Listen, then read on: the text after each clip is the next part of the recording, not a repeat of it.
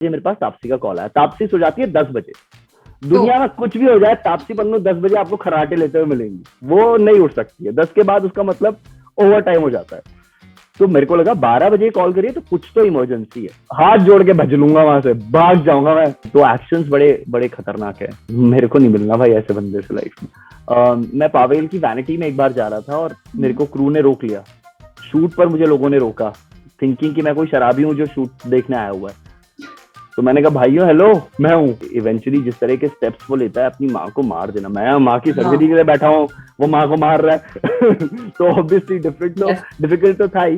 मसाला T, पहाड़ी हूँ, हमारे खून में चाय रहती है यार। ब्लर मुझे लगता है बड़ी किस्मत से मेरे को मिली। मुझे पता नहीं आपको पता है नहीं पता है कि मैं ब्लर में पार्ट करने ही नहीं वाला था। ओके हाय, मेरा नाम है अभिलाष टपलियाल और आप सुन रहे हैं, देख रहे हैं मुझे ENT लाइव और ABP लाइव पर मैडम के साथ। मैडम जी बड़े सारे सवाल लेकर आई हैं अपेरेंटली, और अब इस आवाज के साथ में उनका जवाब देने की कोशिश करूंगा।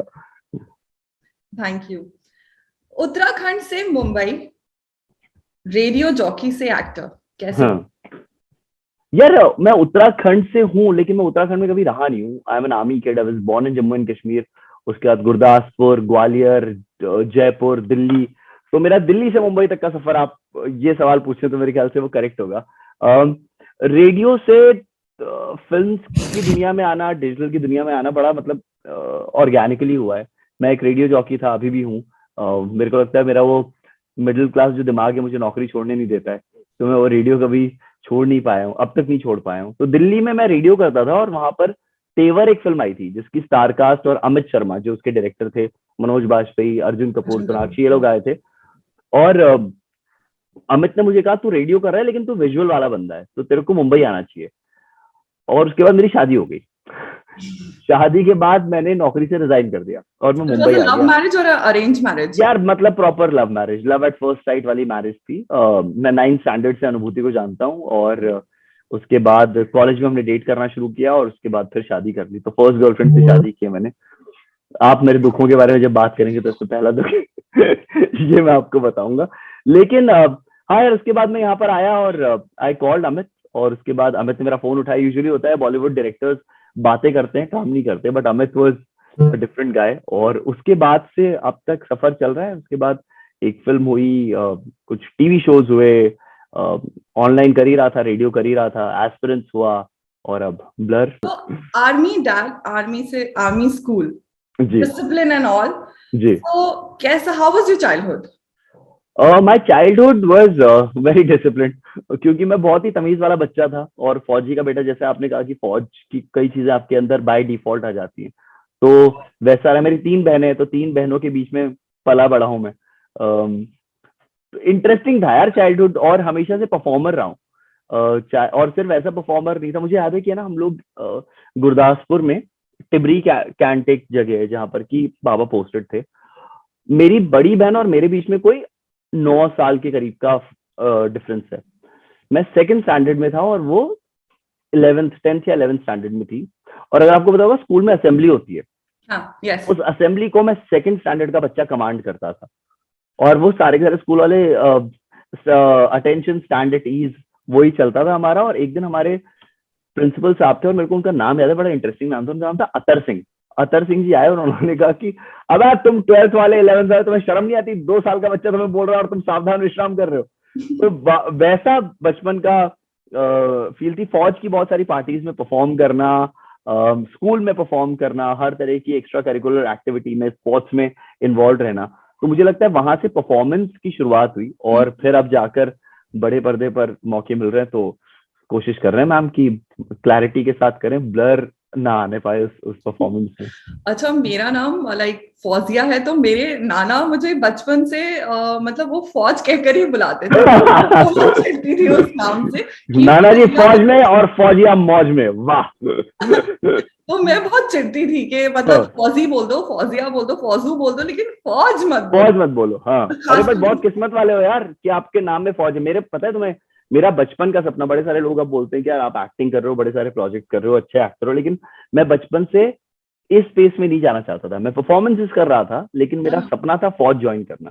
एज एन आर्मी किड आप हमेशा फौजियों को देखते हैं हाँ, अपने आसपास, और आपकी लाइफ में वो एस्पिरेशन होता है। तो मेरे को यार फौजी बनना था। तो फौजिया तुम किस्मत वाली हो कि तुम्हारे नाना जी तुम्हें फौज बुलाते हैं। सो डैड ने आपको बोला आर्मी ज्वाइन करनी है, या फिर मम्मी ने आपको बोला कि इंजीनियर डॉक्टर बनना है? यार पेरेंट्स का हमेशा, पेरेंट्स बड़े ओपन थे। वो एक किस्मत वाली चीज थी, वरना मिडिल क्लास पेरेंट्स ओपन नहीं होते। उनके दिमाग में 10 चीजें चल रही होती है कि बेटा इंजीनियर बन जाए करे। पापा के दिमाग में जरूर था इंजीनियरिंग वाला वो, क्योंकि मेरे को 10th में मेरे अच्छे परसेंटेज आए थे और मेरे को आर्ट्स लेना था, ह्यूमैनिटीज लेना था। और वो घर के प्रेशर में कि बड़े बढ़िया परसेंटेज आए तो साइंस लेना ही लेना है, तो उस प्रेशर में साइंस ली। इंजीनियरिंग का एक एग्जाम क्लियर नहीं किया, सारे एग्जाम दिए, एक एग्जाम क्लियर है। किसी में 1,00,000 रैंक आ रही है, किसी में 1,50,000 रैंक आ रही है। तो बहुत ही, जब वो समझ में आ गया कि ये तो अपने बस का नहीं, एक्चुअली मेरे को 11th स्टैंडर्ड में समझ में आ गया था कि साइंस तो मैं पढ़ नहीं सकता हूँ। तो मेरी क्लास में क्या होता था, मुझे छोड़ के मेरी क्लास के सारे बच्चे इंजीनियरिंग के लिए प्रिपेयर कर रहे थे। तो सारे के सारे जो इंस्टीट्यूट्स होते हैं जहां पर इंजीनियरिंग की प्रिपरेशन होती है, सारे के सारे बच्चे वहां जाते थे। अब हमारे टीचर, चाहे वो केमिस्ट्री के हों या फिर मैथ्स के हों या फिजिक्स के हों, कि सवाल पूछते थे और वो बोलते थे कि किसी को कोई प्रॉब्लम है। सारे बच्चे बोलते थे नहीं। मैं अकेला था जिसके पास कोई ट्यूशन वगैरह कुछ नहीं थी। और उसका एक बड़ा फैक्टर ये था, बड़ा रीजन ये था कि क्योंकि मेरी 3 बहनें थी, मेरे पापा रिटायर हो चुके थे, तो हमारे पास ऐसे रिसोर्सेज नहीं थे कि आप जाके 70,000 या 80,000 या 50,000 रुपए साल के इंजीनियरिंग के लिए प्रिपरेशन में खर्च कर सको। तो आपकी किताबें जो है वो आपका खर्चा हो गया, अब आप खुद प्रिपेयर करो। तो जब ऐसी क्लासेस मैंने बहुत सारी देखनी शुरू की जहां पर कि मुझे कुछ समझ में आता नहीं था और टीचर आगे बढ़ जाता था, क्योंकि आप भी एम्बैरेस फील करते हो, आप नहीं पूछना चाहते हो सवाल। तो मेरे को लग गया कि यार ये अपने बस ये की नहीं हो चीज, पाएगा। ये ना हो पाई भाई साहब, ये हमसे ये नहीं हो पाया, बाकी आप कुछ करवा लो। उसके बाद फिर जर्नलिज्म में देखा कि बहुत बड़े रेडियो स्टेशन बहुत सारे आ रहे थे उस वक्त, और न्यूज चैनल्स थे, जैसे आप न्यूज चैनल में। तो वो लगा कि यार ये किया जा सकता है कि बातें करने में जुबानी ठीक ठाक है हम।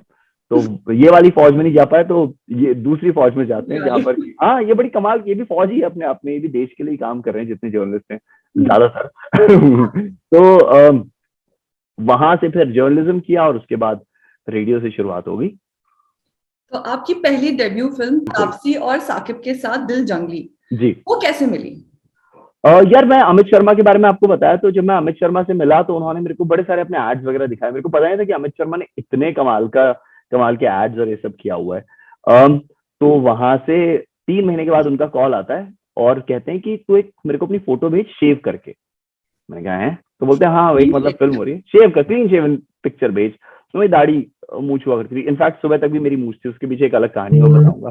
तो शेव करके मैंने फोटो भेजी, उन्होंने कहा तू नेक्स्ट फिल्म कर रहा है। और ये फिल्म थी आलिया सेन की, जो पार्टनर हैं, बिजनेस पार्टनर हैं अमित के। And that's how I got my first film. In fact मैं, बड़ा इंटरेस्टिंग किस्सा है, तो मैं जब फिल्म के लिए, उन्होंने लुक टेस्ट के लिए मुझे बुलाया क्लीन शेव करने के बाद, तो मैं पहुंचा, बोला पूजा हाउस आ जाओ। तो मैं पूजा हाउस पहुंचा एंड आई नो आइडिया कि पूजा हाउस क्या है। मैं वहां पहुंचा, वहां मदारी का पोस्टर और इरफान सर की फोटो लगी हुई है। फिर मैंने गूगल किया पूजा हाउस क्या, फिर मेरे को पता लगा पूजा फिल्म्स की बिल्डिंग थी वो, कूली नंबर 1, हीरो नंबर 1, सारी नंबर 1 कहानियां जिन्होंने, बीबी नंबर 1, ये सब बनाई है। एंड आई वाज लाइक अरे ये तो लाइफ में कुछ बड़ा हो रहा है यार। And that's how I got my first film. और तापसी बड़ी किस्मत लेके आती है मेरे लिए, मेरी लाइफ की पहली फिल्म तापसी के साथ। और अब जो इतना अप्रिसिएशन मिल रहा है, दैट ऑल्सो। तो परफेक्ट टू द टी हो गया है, T for Taapsee. So TVF aspirant से आप एसके सर के रूप में मशहूर हो गए, right? So what did you learn from that role? TVF aspirants के टाइम पर जब मैं शूट कर रहा था, मैं बहुत ही पर्सनल स्ट्रगल से गुजर रहा था। I lost my father last year to cancer. और जब हम टीवीएफ एस्पिरेंट शूट कर रहे थे, उस वक्त मेरे पिताजी का कैंसर का ट्रीटमेंट चल रहा था। तो एस्पिरेंट्स मेरे लिए हमेशा क्लोज रहेगा, क्योंकि मेरे दिल के बहुत करीब रहेगा, क्योंकि मैंने कहा था अपने पापा को कि यार मैं नहीं करता हूँ पापा, क्योंकि अभी वो कीमो वगैरह होता है, अगर कैंसर से भगवान न करे किसी की फैमिली गुजरे, बट अगर किसी ने एक्सपीरियंस किया होगा अपनी फैमिली में, खुद ने तो, या यार दोस्तों में, तो उन्हें पता होगा कीमो सेशंस बहुत ही पेनफुल होते हैं। तो उस वक्त when I used to take my father, and because वो फौज से थे, तो आर्मी हॉस्पिटल लेके जाता था यार मैं उनको। और जब मैं लेके आता था, काफी थके हुए से लगता था, मुझे लगता था कि मैं अभी एस्पिरेंट्स नहीं करता हूँ, क्योंकि अगर मैं ये शूट करूंगा तो मैं इनको टाइम नहीं दे पाऊंगा। बट माय फादर इंसिस्टेड कि नहीं यार तू वो कर, ये तो मैनेज कर लेंगे हम लोग। तो because of him I did aspirants, और SK became what it became. तो बड़ा इंटरेस्टिंग था। एंड एसके अगेन वेरी, मेरे लिए एस्केप भी था एसके, क्योंकि मैं जिस लाइफ के स्ट्रगल में अपने पेरेंट्स के साथ, अपनी पापा के साथ स्पेशली जो टाइम स्पेंड करता था, उस दुनिया से मेरे को बाहर निकाल के एक अलग दुनिया में लेके जाता था इसके। तो दैट्स हाउ एस्पिरेंस हैपन। तो एस्पिरेंस तो बड़ा दिल के करीब है। क्या सीखा मैंने? मैंने बस ये सीखा कि अगर ईमानदारी के साथ कुछ काम कर दो तो लोगों के दिलों तक पहुंच जाता है। एंड इट जस्ट हैपेंड यार। सो अब आते हैं ब्लर के ऊपर। आइए फौज, आइए ब्लर के ऊपर आइए आप। कैसा रहा आपके साथ आपका Z5 के साथ एक्सपीरियंस? यार बहुत ही कमाल। मतलब मुझे लगता है कि इतनी रीच, इतना अप्रिसिएशन जो इस फिल्म को मिल रहा है, प्लेटफॉर्म का एक बहुत बड़ा फैक्टर होता है। प्लेटफॉर्म आपकी किस फिल्म को कितना पुश करता है, कितने लोगों तक ले जाता है, कितने लोगों को इसके बारे में अवेयर करवाता है। तो Z5 ऑफ कोर्स इट्स मैं A to Z लाइफ पूरी हो गई। A for Abhilash, Z for Z5, तो A to Z पूरा हो गया है वो। बट हाँ, तो that's how it has been. Blur मुझे लगता है बड़ी किस्मत से मेरे को मिली। मुझे पता नहीं आपको पता है नहीं पता है कि मैं ब्लर में पार्ट करने नहीं वाला था। तो जब आउटसाइडर्स की पहली फिल्म के बारे में मुझे पता लगा तो मैं तापसी को कहा कि यार तेरी फिल्म में मैं कुछ तो करूंगा, मतलब साइड में खड़ा कर दे मेरे को कहीं दूर, मैं करूंगा कुछ। तो उसने कहा ठीक है ऑडिशन तू कर ले। तो जो कास्टिंग टीम है उन्होंने मेरे को भेजा। अगर आपने तो फिल्म देखी है तो जो एक होटल मैनेजर आता है, आपने देखा है? Yes. वो पार्ट में करने वाला था। तो मैंने ऑडिशन दिया उसके लिए और वो सेलेक्ट हो गया मैं उसके लिए। तो डायरेक्टर साहब का कॉल आया कि यार I really like the audition और करते हैं शूट। इसी वक्त मेरी माँ की हार्ट सर्जरी चल रही थी। एक बेंटाल प्रोसीजर होता है जहां पर कि हार्ट का वॉल्व रिप्लेस किया जाता है। काफी एक्सपेंसिव और खतरनाक सर्जरी होती है। तो मैंने कहा एक दिन का शूट है नैनीताल में, कर लेंगे, कोई प्रॉब्लम नहीं है। मैं पहुंचा नैनीताल, हमने किया एक दिन का वो शूट। वो पूरा का पूरा सीक्वेंस जो आप देखते हैं उसमें से कुछ जगहों पर जो बैक शॉट्स है वहां पर मैं हूँ। अच्छा। क्योंकि वो पूरा सीन मेरे साथ ही शूट हुआ था। जब वो सीन शूट हुआ तो अजय सर जो हमारे डायरेक्टर साहब है उन्होंने कहा कि यार बहुत सही है, मैं अगली फिल्म की तरफ को ना अपनी स्क्रिप्ट भेज रहा हूँ तो पढ़ना। And he offered me that script. बहुत कमाल की खूबसूरत कहानी है, लेकिन मैं कर नहीं पाया क्योंकि उस वक्त मैं एक और प्रोजेक्ट कर रहा था। वो भी बहुत कमाल के डायरेक्टर है, उनके साथ नवदीप सिंह के साथ, तो मैं ये नहीं कर पाया। पर फिर अगले दिन जब मैं वापस आया दिल्ली, रात को 12 बजे मेरे पास तापसी का कॉल आया। तापसी सो जाती है 10 बजे। दुनिया में कुछ भी हो जाए, तापसी पन्नू 10 बजे आपको खराटे लेते हुए मिलेंगी। वो नहीं उठ सकती है 10 के बाद, उसका मतलब ओवर टाइम हो जाता है। तो मेरे को लगा 12 बजे कॉल करिए तो कुछ तो इमरजेंसी है। और क्योंकि मुंबई में नहीं है तो मैंने पिक किया। मैंने कहा क्या हुआ? बोलती अच्छा सुन, तेरे को मैं ना एक स्क्रिप्ट भेज रही हूँ, ब्लर की पूरी स्क्रिप्ट है और तू पढ़ ले। मैंने कहा पर क्यों, मेरा तो शूट हो गया। बोलती नहीं नहीं, अजय सर बोल रहे हैं कि तू जो एंटागनिस्ट का पार्ट है ना वो प्ले करेगा। आई वाज लाइक व्हाट, मतलब ऐसे कैसे? मैं तो उसके लिए शूट करने गया था। बोलते नहीं नहीं तू पढ़ एक बार। तो मैंने स्क्रिप्ट पढ़ी और मैं करना चाहता था, लेकिन एक डर था कि मेरी माँ की सर्जरी आने वाली है। अब आप वो सर्जरी छोड़ के तो जा नहीं सकते हैं महीने भर के लिए नैनीताल। तो मैंने, मेरी वाइफ अनुभूति और मेरी बहनें, मेरी 3 बहनें, मोहिता, उदिता, सुदिता, मैंने इनको बताया देखो भाई मैं ये फिल्म का ऑफर आया, अब तुम बताओ क्या करना है। इन्होंने कहा सुनो क्लियर चॉइस है, you go you do the film और हम लोग यहाँ पर संभाल लेंगे। तो ये जो ऑल विमेन्स टीम थी मेरे घर में, इन्होंने उस पूरी सर्जरी को संभाला while I was shooting with Taapsee for blur. तो अजय सर ने पता नहीं मेरे अंदर क्या देखा यार, क्योंकि मैं सही बताऊं तो फौज मैं खुद को उस पार्ट में नहीं देख सकता हूँ। मैं नहीं इमेजिन कर सकता था अपने आप को उस पार्ट में। तो पता नहीं क्या दिखा है, वो तो अजय सर ही बता सकते हैं कि उन्होंने ये डिसीजन लिया कि यार ये लड़का जो एक दिन के लिए आया वो 1 महीने रहेगा और ये शूट करके जाएगा। मतलब मैंने जब मूवी देखी जी, वो एक तो मतलब वो क्यूरियोसिटी होती है ना कि अब नेक्स्ट सीन में क्या होगा, क्या होने अब वाला क्या होने वाला है। ये आखिर मतलब गायत्री गौतमी मर्डर हो रहा है, बैक टू बैक 2 हो गए हैं, मतलब हो क्या रहा है, ये है कौन, वो दीपक कौन है? राइट। आई वाज लाइक वो मतलब पूरा और जो क्लाइमैक्स था एंड आप सरप्राइज पैकेज थे। हाँ यार, मतलब ये बहुत सारे लोगों ने मुझे कहा भी। मैं जैसा कह रहा हूँ कि कल से वही कॉल्स आ रहे हैं, मैसेजेस आ रहे हैं that this is surprise package, it's a surprise for me also. मैंने एक्सपेक्ट नहीं किया था कि इस तरह के इतने प्यारे रिव्यूज और इतना पसंद करेगी जनता। और बहुत लोगों ने कहा कि एसके से बिल्कुल एक अलग कैरेक्टर है। तो मुझे लगता है कि वो एज एन एक्टर एक बहुत बड़ा कॉम्प्लीमेंट है किसी भी एक्टर के लिए, जब आपको लगता है कि अरे यार तू तो मतलब जो पहले किया था उससे बहुत अलग कर दिया तूने। और वही हाँ, और दोनों कैरेक्टर्स मुझसे बहुत बहुत अलग है। तो आई थिंक हाँ किस्मत है यार, ये तो बिल्कुल it's pure luck I think. तो मतलब ये मान लें कि ये कैरेक्टर मुश्किल तो था निभाना। 100%, जब भी कोई कैरेक्टर आप, और इतना डार्क कैरेक्टर है उसकी अपनी यार, मतलब माँ के का ट्रॉमा वो लेकर चल रहा है अपने साथ, और इवेंचुअली जिस तरह के स्टेप्स वो लेता है अपनी माँ को मार देना, मैं माँ की सर्जरी के लिए बैठा हूँ, वो माँ को मार रहा है तो ऑब्वियसली Yes. डिफिकल्ट तो था ही उस पीस में घुसना। But I think Ajay Ajay Bahl, उनको मैं पूरा क्रेडिट देता हूँ। He would just sit with me और हम लोग डिस्कस करते थे कि ये कैरेक्टर जो कर रहा है वो क्यों कर रहा है। मैं अपना इंटरप्रिटेशन बताता था, फिर वो बताते थे उन्हें क्या लगता है, और फिर एक कॉमन ग्राउंड पर आकर हमें लगता था कि अभी ये क्या करेगा, ये क्या इसके दिमाग में Yes. चल रहा है। और मैं क्या है, मेरे को चाहिए पूरी लाइमलाइट लाइफ में।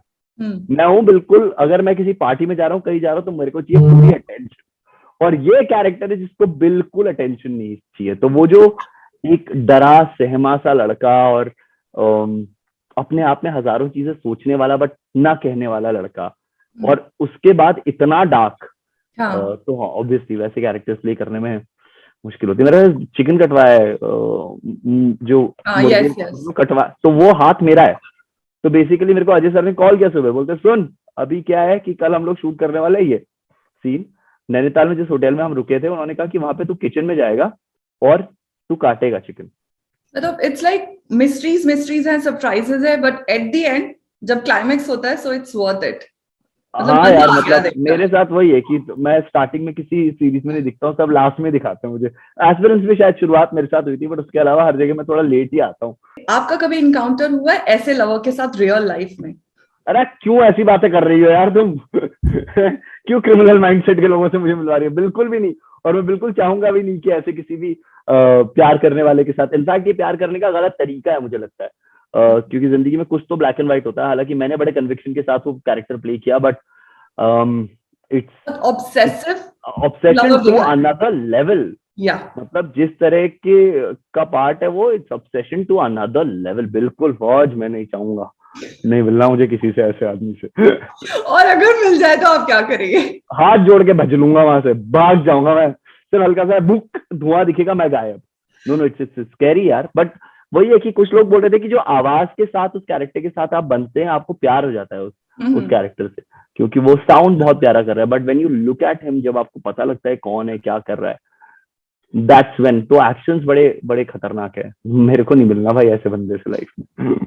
अभी आपकी रीसेंट एक और सीरीज रिलीज हुई है, जी पारू, जी पवेल और श्यामी के साथ. जी। तो उसका एक्सपीरियंस कैसा था?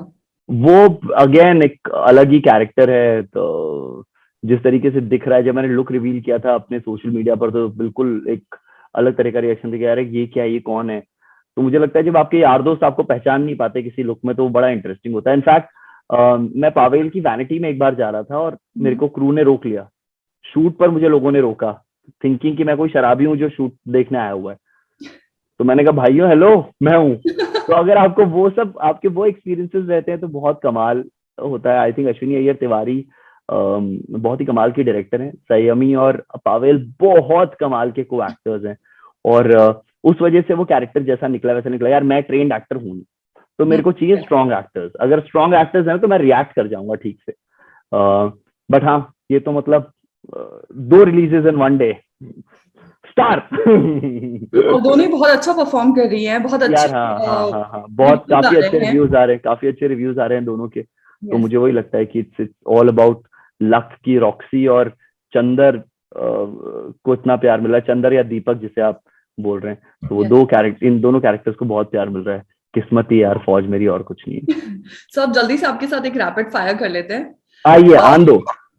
मसाला टी और कैपुचिनो? मसाला टी, पहाड़ी हूँ, हमारे खून में चाय रहती है यार। एक्चुअली गेसिंग की, क्योंकि मैं भी चाय लवर हूँ, सो आई वाज. बस चाय वाले बेस्ट मसाला हैं, टी. कॉफी अब है। फिक्शन और नॉन फिक्शन? अगर स्टोरी ओटीटी और फिल्म्स में है तो फिक्शन, अगर टीवी पर है तो नॉन फिक्शन। आरजे या एक्टर?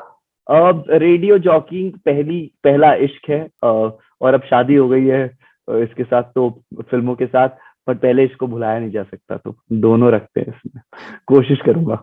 उत्तराखंड या दिल्ली बॉम्बे? मतलब हिल्स या दिल्ली बॉम्बे?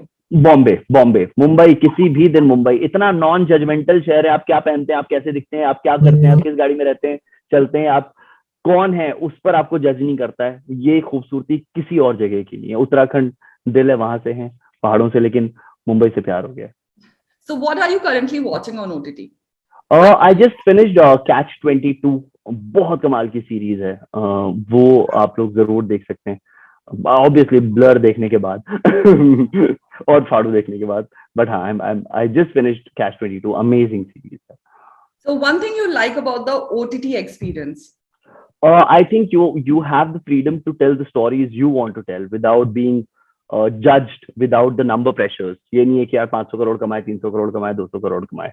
बहुत कमाल के एक्टर्स को स्पेस मिल रहा है, हम मेरी तरह के एक्टर्स को यहाँ पर एक प्लेटफॉर्म मिल रहा है क्योंकि नंबर्स का प्रेशर नहीं है। और अलग अलग तरह की कहानियां आ रही हैं, ब्लर जैसी कहानी आ पा रही है यहाँ पर, पारू जैसी कहानी आ पा रही है, ZEE5 की एक और गुलशन की एक बड़ी कमाल की वो है दुरंगा, वैसी कहानियां आ पा रही हैं। तो आई थिंक वो सबसे खूबसूरत चीज है कि OTT ने अलग अलग कहानियों को स्पेस दे दिया without numbers pressure. Social media trend you like और डिसलाइक? अब लॉन्ग टर्म नहीं है, सोशल मीडिया ट्रेंड्स और सोशल मीडिया पर फेमस होना वो लॉन्ग टर्म नहीं है। कोई आता है और एकदम से फिर फिजल आउट हो जाता है। बड़े सारे एग्जांपल्स हमने देखे, एक डांसिंग अंकल थे, आपको याद होगा, एक वो था बंदा की अरे 200-400 एक्स्ट्रा ले लो और मुझे उतारो। ये सारे के सारे ट्रेंड्स है जो, तो ट्रेंड्स नहीं, अब मौसम नहीं बनना है, पूरा साल बन जाना है। ये मौसम है, मौसम आके निकल जाते हैं, बट साल टिका रहता है एक लंबे वक्त तक। So my second last question is जी, फेवरेट एक्टर? जैसे मेरे सलमान खान है, सो मैं एक रिक्वेस्ट आपके लिए लेकर आई हूँ कि सलमान खान का मतलब आप मिमिक्री करते हैं एक्टर्स की, सो सलमान खान का कोई भी डायलॉग। अरे सलमान खान का क्या डायलॉग बोल रहे हैं यार फौजी जी, आवाज एक तो खत्म हो रखी है बिल्कुल, तो बहुत मुश्किल होगा। बट सलमान बहुत कमाल के, ऑब्वियसली हिंदुस्तान के सुपरस्टार है, बट मेरा favourite actor who I love is Boman Irani. When I talk about Boman Irani, I talk with all my heart यार। वो बंदा मुन्ना भाई MBBS में क्या पार्ट प्ले करता है, 3 Idiots में क्या पार्ट प्ले करता है, वो घोसला का घोसला में क्या पार्ट प्ले करते हैं। Every part is so different from each other. और मुझे लगता है कि अगर मैं 2% भी कर पाया ना उस इंसान के बराबर, कि मुझे वैसे याद रखा जाए कि इतने अलग अलग तरह के पार्ट प्ले किए, एक जैसा कुछ प्ले नहीं किया है, तो मुझे लगता है वो सॉर्ट हो जाएगा। तो Boman Irani is love when it comes to acting. तो हमारे दर्शकों के लिए आपका लाइफ फंडा, व्हाट इज योर लाइफ फंडा? Be open to ideas. हम मिडिल क्लास वालों को हमेशा कहा जाता है सपने मत देखो, वही डॉक्टर इंजीनियर और जो बनना है वही बनाते हैं। आपके बहुत सारे सपने होंगे, उनको जरूर देखें और सिर्फ सपनों के बारे में सोचें मत, उन्हें एग्जीक्यूट करें। क्योंकि हम लोग मिडिल क्लास वाले, अगेन हम लोग सोचते बहुत हैं कि जब ये हो जाएगा ना तब हम ये कर लेंगे, ऐसा हो जाएगा ना हम ये कर लेंगे। वो मत करो, अभी से करना शुरू करो, क्योंकि जो आप सोचते हो वो ही जाएगा अगर आप एग्जीक्यूट करना चाहो। Thank you so much for your time. बहुत मजा आया and all the best for your future projects. देखो ENT लाइव और ABP लाइव देखने वालों, ये अगर बटन नहीं दबाया तुमने लाइक शेयर सब्सक्राइब का, तो फिर हमसे बुरा कोई नहीं होगा। अगर आप ये बटन दबाएंगे तो यहाँ फौज रहेंगी और आप मौज में रहेंगे।